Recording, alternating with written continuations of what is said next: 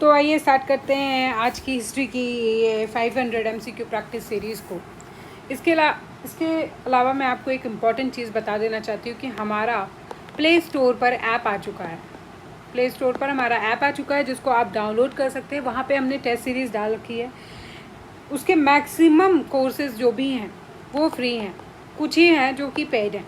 ठीक है, तो आप ऐप को डाउनलोड करिए और अपनी प्रिपरेशन को और भी ज़्यादा इजी बनाइए। ठीक है, टेस्ट सीरीज़ को वहाँ पर जा कर के आप सॉल्व करिए, क्वेश्चंस अटेम्प्ट करने की कोशिश करिए।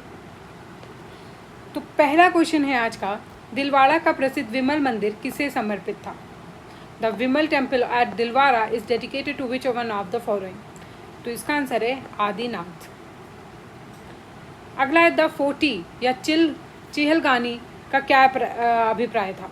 ठीक है, द 40 तो ये 40 लोगों को बना दिया जाता था, मेन जो डील करते थे गवर्नेंस से। ठीक है, इसमें दिल्ली सल्तनत के टाइम पे जब ड्यूरिंग द रूल ऑफ जब हमारी ये गुलाम वंश का कार्यकाल था उस टाइम पे, तो तुर्की अभिजात वर्ग का चयनित निकाय था। ठीक है, ये लोग ही डिसाइड करते थे कि अब नेक्स्ट कौन होने वाला है जो कि रूल करेगा। गजनी के महमूद का आक्रमण सबसे महत्वपूर्ण कारण क्या था? What was the most important cause of the invasion of Mahmud of Ghazni? तो क्या था, उसने क्यों किया था? भारत की संपत्ति पर कब्जा करने के लिए, to gain the position of the wealth of India. क्योंकि उसका कभी भी रूल करने का यहाँ पे कोई मेन मोटिव नहीं था, वो सिर्फ यहाँ पे लूटपाट मचाने के लिए आया था। अगला है, दिल्ली में निम्नलिखित सैयद शासकों का सही क्रम क्या है? क्रोनोलॉजी लगानी है आपको सीक्वेंस से। ठीक है, तो सैयद डायनेस्टी कब आई थी पहले तो आप ये बताइए। तो सबसे पहले गुलाम, खिलजी, फिर तुगलक और फिर सैयद और लास्ट में लोधी। ठीक है, तो ये सेकेंड लास्ट थे सैयद। अब इनका क्या सीक्वेंस था? तो सबसे पहले तो खिज़र खान,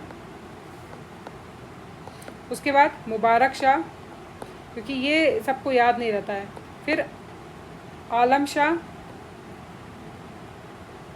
और लास्ट में मोहम्मद शाह। शाहनामा के लेखक कौन है? फिरदौसी। किस में है? ये भी अरेबिक में है।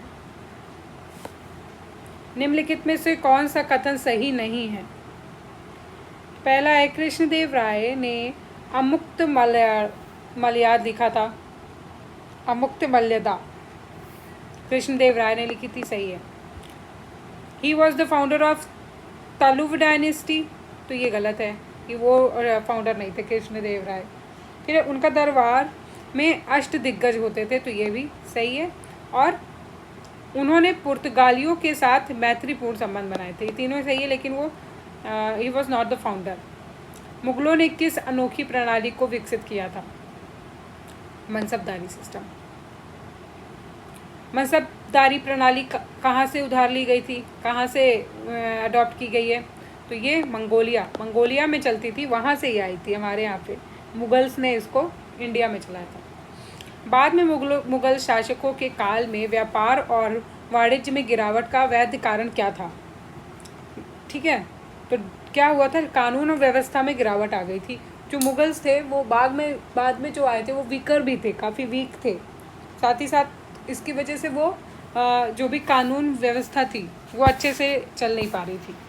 ठीक है, इसीलिए उनका पतन भी हुआ था। दिल्ली में निम्नलिखित सुल्तानों में से किसे टोकन मुद्रा की शुरुआत की थी? तो मोहम्मद बिन तुगलक।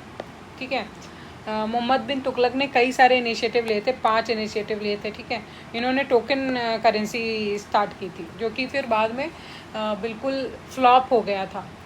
ठीक है, इन्होंने दिल्ली से अपनी कैपिटल को दौलताबाद में शिफ्ट भी किया था, जो कि वो भी फ्लॉप हो गया था। ठीक है, तो इसका आंसर है मोहम्मद बिन तुगलक। सल्तनत काल में युद्ध के दौरान की गई लूटपाट पर लगने वाले कर के रूप में क्या जाना जाता था? Tax on the plunder during the war in the सल्तनत पीरियड क्या कहा जाता था उसको? खुम्स। ये क्वेश्चन बहुत पूछे जाते थे। वो डाल देगा क्वेश्चन खुम्स किससे रिलेटेड है, ठीक है। तो क्या है, एक तरीके का टैक्स है जो कि लूटपाट पर लगाया जाता था। इल्तुतमिश के अधीन चहलगानी का आशय क्या था, ठीक है। तो हमने पढ़ा था ना चहलगानी, तो 40 जो होते थे, ठीक है, वो होते थे। तो किसने स्टार्ट किया था, पहले तो ये इल्तुतमिश ने स्टार्ट किया था, ठीक है। और उसके तुर्की गुलामों में से एक है, ठीक है। क्या थे ये, उन्होंने 40 लोगों को चहलगानी सिस्टम बनाया था, ठीक है, जिसमें 40 लोगों को सेलेक्ट किया जाता था जो कि गवर्नेंस में मदद करते थे। और सुल्तान नेक्स्ट कौन होने वाला है, बाद में वो काफ़ी हावी होने लगे थे, तो फिर ये चहलगानी सिस्टम एंड में ख़त्म भी किया गया था। रज़िया सुल्तान के टाइम पर भी इन्होंने उनको काफ़ी रूल करने में परेशान किया था, ठीक है। तो इसका क्या आंसर है, जो उसकी तुर्की गुलामों में से एक होते थे, ठीक है। निम्नलिखित में से कौन सा क्रम सही कालानुक्रमित क्रम से का प्रतिनिधित्व करता है, ठीक है। तो क्रोनोलॉजी में आपको ये लगाना है, ठीक है।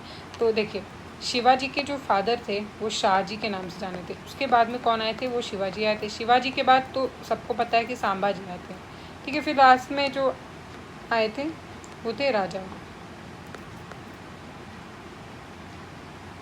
शिवाजी के अष्टप्रधान के सदस्य के साथ सूचियों को नीचे दिए कोर्ट से आपको। पेशवा कौन होता था, पेशवा कौन होता था,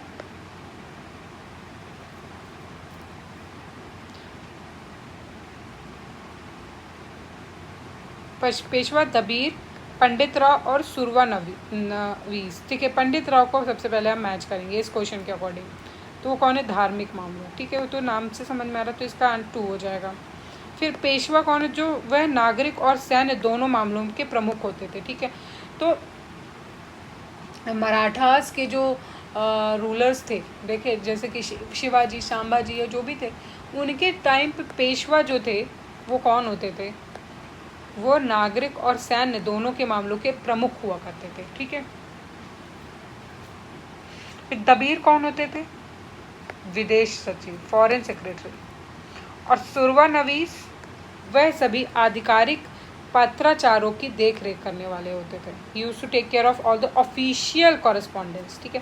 तो ये बहुत ही इंपॉर्टेंट क्वेश्चन है, ये इस तरह के क्वेश्चन जो है वो पूछे जा सकते हैं। अगला है, निम्नलिखित में से किसने सल्तनत काल में सिंचाई नहरों की सबसे बड़ी संख्या का निर्माण किया था। Who among the following built the largest number of irrigation canals? तो इरिगेशन कैनल्स किसने बनवाई थी सबसे ज़्यादा, वो उसका आंसर है फिरोज शाह तुगलक। निम्नलिखित में से किस सिख धर्म को उग्रवादी ताकत बनाने के लिए जिम्मेदार कहा जाता है, तो वो गुरु गोविंद सिंह, ठीक है। अब यहाँ पे आपको मैच करना है कौन से ट्रैवलर्स हैं, ठीक है। देखिए, जो अब्दुल रज़ाक है, कृष्ण देव राय सेकेंड के टाइम पे आए थे, ठीक है। और ये one of the most famous, Deva Raya second जो थे, ये उनके टाइम पे ट्रैवलर आए थे, ठीक है। फिर एक है नुनीज़, तो नुनीज़ जो है अच्युत राय के टाइम पे आए थे। फिर निकोलो डी कॉन्टी, ये देवराय 1 के टाइम पे आए थे। और फिर बारबोसा कृष्ण देव राय के टाइम पे आए थे, ठीक है। तो ये भी आप कहीं नोट डाउन कर सकते हैं। और अगर आप नोट डाउन नहीं करना चाहते तो एटलीस्ट ये पीडीएफ्स ले सकते हैं, बहुत ही लो कॉस्ट है इन पीडीएफ्स की। ये आपको बहुत ज़्यादा हेल्प करने वाली है आपकी फाइनल रिवीजन के टाइम पे, किसी भी एग्ज़ाम के लिए। अगर आपके पास ये पीडीएफ्स हैं तो आप रिवीजन में बहुत ईजिली रिवाइज़ कर सकते हैं। इसलिए जो भी लो कॉस्ट की ये कोर्सेज़ हैं, आप इनसे अपने एग्ज़ाम की स्ट्रैटेजिक प्रिपरेशन कर सकते हैं, ठीक है। तो फिर अगला है, सल्तनत और मुग़ल काल में खलीसा शब्द का प्रयोग किया गया था, किसके लिए किया जाता था, किसके लिए, खलीसा। तो वो था शासक की अधीन भूमि, क्राउन लैंड, जो कि शासक जो कि रूलर होता था उसके अंडर जो लैंड एरिया होता था उसको खलीसा कहते थे, ठीक है। अकबर की कौन सी विजय के उपलक्ष्य में बुलंद दरवाजा बनाया गया था,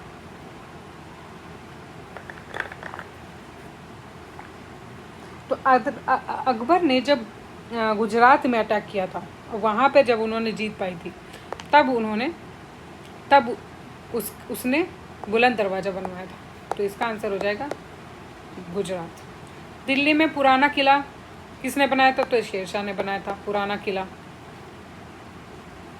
मुगलई का क्या है?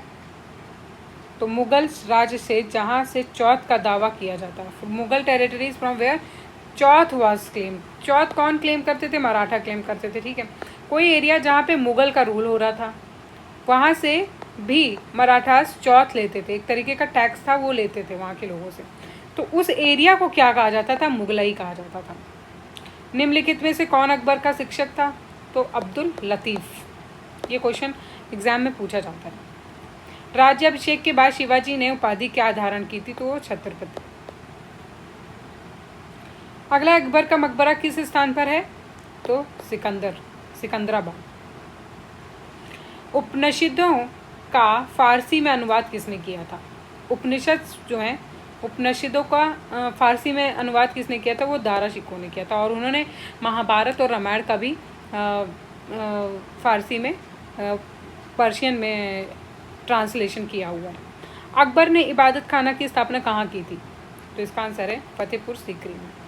तुलसीदास ने अपने रामचरितमानस की रचना काल के किसके दौरान की थी? तो तुलसीदास तो हम सबको पता है कि वो अकबर के टाइम पे थे, जिसका आंसर हो जाएगा अकबर। गुरु ग्रंथ साहिब को संकलित करने वाले सिख कौन थे? तो वो अर्जुन। इसका आंसर हम हमेशा लोग गलत करते हैं। कंपाइल किसने किया था? तो कंपाइल करने वाले अर्जुन देव थे, ठीक है। तो इसका आंसर हो जाएगा सी, अर्जुन।